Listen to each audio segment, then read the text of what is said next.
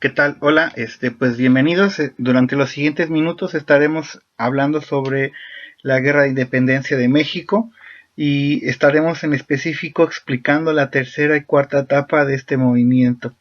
Bueno, el objetivo de la presentación que estamos a punto de arrancar es conocer aspectos más relevantes de la tercera y cuarta etapa del movimiento de independencia. También trataremos de analizar la manera en que se consuma la guerra de independencia en nuestro país. Y bueno, sin más preámbulo, vamos a iniciar esta presentación. Y bueno, iniciaríamos la tercera etapa. La etapa se le va a conocer como la etapa de la resistencia. Estaremos abordando lo que va a suceder entre el año de 1815 y 1819. Tendríamos que estar iniciando con la cuestión relacionada a la muerte de José María Morelos. Recuerden que va a ser asesinado en el municipio de Ecatepec. La imagen pues trata de más o menos mostrarle el evento. Va a ser una cuestión bastante humillante para José María Morelos y Pavón, porque va a morir asesinado, hincado, asesinado y de espaldas, ¿no? Y bueno, en ese momento el movimiento va a quedar sin líder claro. Recordemos que José María Morelos y Pavón pues era el líder del movimiento de guerra e independencia, y bueno, su asesinato entonces va a provocar que los insurgentes se comiencen a dispersar y solamente van a generar algunas guerrillas aisladas. Y entonces tendríamos que también abordar lo que está sucediendo en España. España va a tener la cuestión donde el rey Fernando VII va a regresar al trono. Y bueno, esto va a suceder tras derrotar a Napoleón. Por lo tanto, España va a liberarse y va a quitar el control que tenía Napoleón sobre la corona española. El primer movimiento que va a hacer el rey Fernando VII es cancelar la Constitución de Cádiz. Es muy importante este hecho histórico porque al final va a marcar bastantes diferencias en cuanto a la forma en cómo se van a llevar los movimientos de independencia en el caso de nuestro país y en algunas partes de América Latina. Cuando se cancela la Constitución de Cádiz, pues comenzará entonces a regresar aquella vieja forma de gobernar por parte de la corona española. Y bueno, en este caso el nuevo virrey se va a asignar al señor Juan Ruiz de Apodaca como el nuevo virrey de la Nueva España. Él lo que va a hacer es implementar una doble política. Por supuesto, la intención de esta doble política es buscar la reconquista de la verdad, en este caso la Nueva España. Por una parte, entonces, va a dar indulto, o sea, va a perdonar a todos los insurgentes para que dejaran las armas. Todos los insurgentes que dejaron las armas recibían por parte del virrey el indulto, y con esto entonces no tenían ningún tipo de peligro de que fueran castigados por haber sido parte del movimiento bueno, en este caso de liberación de la Nueva España. Por otra parte, aquellas personas que no se rindieran, pues tenían esta cuestión de una feroz campaña militar. Lo que va a hacer el virrey Juan Ruiz de Apodaca es atacar con mucho más fuerza a aquellos militares, a aquellos insurgentes que se negaran a rendirse. Entre los líderes que podríamos apuntar como, digamos, que estaban de cierta manera todavía generando este movimiento de guerra e independencia, pues sería el caso de el español Javier Mina en el Bajío mexicano, también el caso de Vicente Guerrero en las montañas del estado de Guerrero, y por supuesto también el caso de Guadalupe Victoria en el estado de Veracruz. Importante el caso de Javier Mina porque va a ser una situación bastante rara de nuestra historia. Javier Mina, es bueno decirlo, pues es español, y él va a venir al continente americano pues para luchar contra la corona española y pues buscar la independencia en nuestro país. Con esta imagen presenta pues digamos la campaña militar de Francisco Javier Mina, que va a iniciar en 1817. Digamos que con él se podría decir, como se dice coloquialmente, se volvió a encender la mecha del movimiento de guerra e independencia. Va a tener algunas reuniones con algunos liberales mexicanos, incluso en el caso de Liverpool en Inglaterra. va a llegar hacia Estados Unidos en barco y comenzará a surcar algunas partes, ¿verdad?, de Estados Unidos para después visitar algunas islas digamos, del Caribe, y después tendrá la cuestión de seguir una ruta hasta llegar a lo que hoy se conoce como la parte de Jalisco, en el Bajío de nuestro país. Y entonces Javier Mina va a ser una de las situaciones bastante raras de nuestro país, porque va a ser un español que luchará para poder liberar a nuestro país, en el caso de la Nueva España, de la corona española. Y bueno, ahora tendríamos que estar hablando de la cuarta etapa, que se le conoce como la consumación. Aquí es un tiempo bastante corto, pero pues bastante significativo, porque va a ser el término de la Guerra de Independencia. En este caso vamos a abarcar desde la promulgación del Plan de Iguala, el 24 de febrero de 1821, hasta la entrada del ejército trigarante a la Ciudad de México el 27 de septiembre de 1821. Entonces, si se da cuenta, pues prácticamente estaríamos hablando de 6 meses aproximadamente de movimiento de consumación de independencia. Entonces, aquí lo que nos importa es cómo se lleva a cabo. Y bueno, vamos a también que hablar un poquito de lo que estaba pasando en España. En España se va a restablecer de nueva cuenta la Constitución de Cádiz. Entonces, aunque sigue siendo el monarca Fernando VII, los liberales españoles van a obligar a que Fernando VII obedezca la Constitución de Cádiz. Y entonces, al jurar obedecer esta Constitución de Cádiz, es verdad, por parte de el monarca de verdad, en este caso de España, la Real Audiencia y el virrey fueron obligados a obedecerla.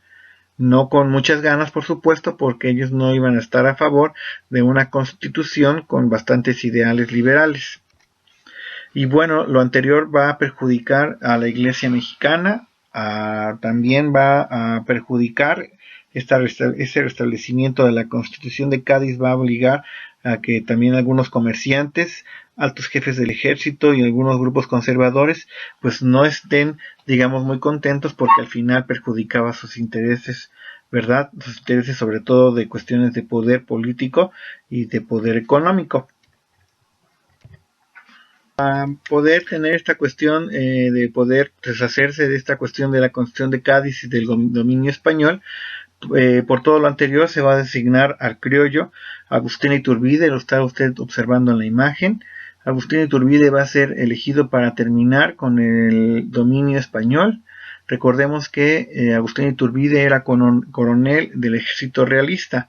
Y entonces aquí tenemos un punto bastante raro, porque el coronel, ¿verdad?, esta persona, Agustín Iturbide, pues trabajaba para la corona española. Va a ser un coronel que pues, de cierta manera atacó a los insurgentes. De hecho, va a haber varios enfrentamientos entre el caso de Agustín Iturbide y Vicente Guerrero y algunos otros liberales. José María Morelos y Pavón también tuvo algunas batallas que ver con Agustín Iturbide. Pero bueno, la gente rica de nuestro país, la gente de la iglesia, va a elegir a Iturbide como la persona que va a tener esta cuestión de tener el poder de terminar con el dominio español en nuestro país. Lo que va a hacer entonces Agustín Iturbide es unirse a la conspiración de la Profesa. Esta conspiración de la Profesa son personas de la Ciudad de México que comenzarán a reunirse de manera secreta para poder, bueno, en este caso por la cuestión de los perjuicios que tenía el implementar la Constitución de Cádiz en nuestro país. Y entonces la conspiración de Profesa son personas ricas y con alto rango, ¿verdad?, en la ciudad de nuestro país, que están de cierta manera en contra de que se obedezca la Constitución de Cádiz. Agustín Iturbide entonces va a comenzar a enviar cartas a los principales líderes insurgentes. Vicente Guerrero va a rechazar porque no va a estar de acuerdo en que se termine la guerra. O sea, al final Iturbide le propone a Vicente Guerrero que haya tiempos de paz, pero Vicente Guerrero va a rechazar este acuerdo. Algunos otros insurgentes van a aceptar, ¿no? También algunos conservadores van a estar incluso aportando dinero para que Agustín Iturbide tuviera los recursos de poder liberar a la Nueva España del control de la corona española. Iturbide va a realizar entonces un nuevo acercamiento con Vicente Guerrero. Esta vez este acercamiento va a tener ya algunos resultados positivos, porque se va a sellar un pacto de paz mediante lo que se conoce como el abrazo de Acatempan. Este abrazo de Acatempan va a llevarse a cabo el día 10 de febrero de 1821, y este abrazo de Acatempan pues va a ser, digamos, la forma en que pues Vicente Guerrero va a unir, ¿no?, su ejército insurgente con el ejército realista de Agustín Iturbide para llevar a cabo el movimiento, bueno, terminar el movimiento de guerra de independencia en nuestro país. Y bueno, aquí le presento algunas imágenes. Aquí está la pintura que representa el abrazo de Acatempan. Para algunos autores, pues sí hubo esta cuestión de acercamiento y plática entre Agustín Iturbide y Vicente Guerrero. Se dice incluso que Agustín Iturbide obligó al papá de Vicente Guerrero a pedirle que se uniera al movimiento. Algunos otros historiadores dicen que Vicente Guerrero pues al final nunca se acercó y que nunca hubo abrazo de Acatempan, y que realmente lo que hizo Vicente Guerrero es mandar a un representante a platicar con Agustín Iturbide para llegar a este acuerdo de paz. Bueno, como sea, este abrazo de Acatempan es prácticamente pues la cuestión relacionada a la consumación de la guerra de independencia en nuestro país. También le presento la imagen de la bandera del ejército trigarante, que pues al final va a simbolizar la cuestión de la pureza de la religión católica. También va a representar el ideal de independencia política de México, y también va a representar, digamos que son los tres puntos principales del movimiento de la guerra de independencia, la unión entre todos los mexicanos. Y de ahí su nombre de ejército trigarante, porque busca estos tres objetivos, ¿no? La cuestión de que siga habiendo religión católica en nuestro país, de ahí destacar la importancia de este ámbito religioso en México, la cuestión de ser independientes políticamente y la cuestión de la unión de todos los mexicanos. Digamos que ese es el objetivo que se busca al consumar la independencia de nuestro país. Y bueno, el 24 de febrero de ese mismo año 1821 se va a proclamar el Plan de Iguala, donde se van a unir las fuerzas militares de ambos bandos. Ya dijimos, por un lado el ejército insurgente encabezado por Vicente Guerrero, y por el otro lado estará el ejército realista encabezado por Agustín de Iturbide. La unión de estos dos ejércitos pues va a formar, ya comentábamos, el ejército trigarante. Y entonces va a ser el virrey Juan de O'Donoghue el que va a formalizar la independencia de nuestro país. Juan de O'Donoghue va a decir que México ya tiene independencia, y lo va a firmar con Agustín de Iturbide por medio de los tratados de Córdoba, donde entonces se supone que con ese tratado ya se está aceptando la independencia de nuestro país, o bueno, en este caso, en aquel momento, el llamado Imperio Mexicano. Una cosa que es importante destacar es que Juan de O'Donoghue nunca tuvo esta cuestión de tomar en cuenta la opinión de la corona española. Lo que sí es real es que Juan de O'Donoghue parece que pues al final negocia la firma de estos tratados de Córdoba, pero estos tratados van a ser desconocidos por la corona española. Recordemos que la corona española va a ceder la independencia de nuestro país hasta el año de 1836. Pero bueno, esta es una forma de dar la cuestión de parecer que ya la independencia se había formalizado.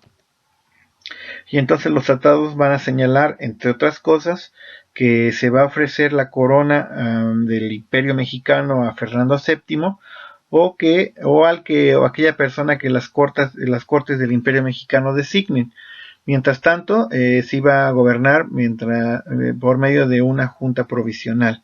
Y entonces los tratados de Córdoba pues van a decir que se va a buscar a la persona que va a ser el nuevo monarca del Imperio Mexicano, sea Fernando VII o alguna otra persona. Y bueno, por lo tanto entonces ya prácticamente le vamos dando cierre a esta presentación. La imagen que está observando es del último virrey, ¿verdad?, de la corona española, Juan de O'Donoghue, quien firmó los tratados de Córdoba. Y bueno, con esta sería prácticamente las campañas militares que tuvieron Guerrero e Iturbide durante la consumación de la independencia. De amarillo está usted observando la forma en que se movió Vicente Guerrero entre el periodo que va entre 1816 y 1821. Si observa, son puros vaivenes, sobre todo en el estado de Guerrero. Se dice que Vicente Guerrero prácticamente vivía en árboles, que no tenía forma de poder incluso en algunos momentos poder obtener comida o agua, pero jamás se les pudo atrapar. Incluso el mismo Iturbide durante algunas campañas militares trató de aprenderlo, pero Vicente Guerrero, con un gran conocimiento de la sierra del estado de Guerrero, nunca pudo ser capturado por los realistas. Y ya de color morado está observando usted el recorrido que hizo el ejército trigarante, ¿verdad?, para consumar el movimiento de independencia. Lo que sí vale la pena destacar es que, si se da cuenta, el movimiento de guerra de independencia pues prácticamente se va a generar en el centro de nuestro país.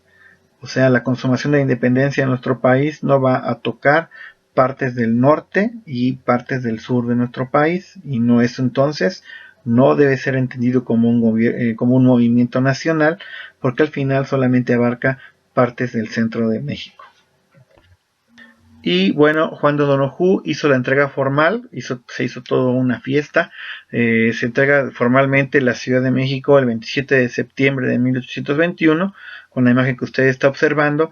Pues entra las tropas del ejército trigarante, ¿verdad?, al mando de Agustín Iturbide y de Vicente Guerrero. Es un día de fiesta para nuestro país. Muchos mexicanos salen a festejar que por fin nos hayamos liberado del dominio de la corona española.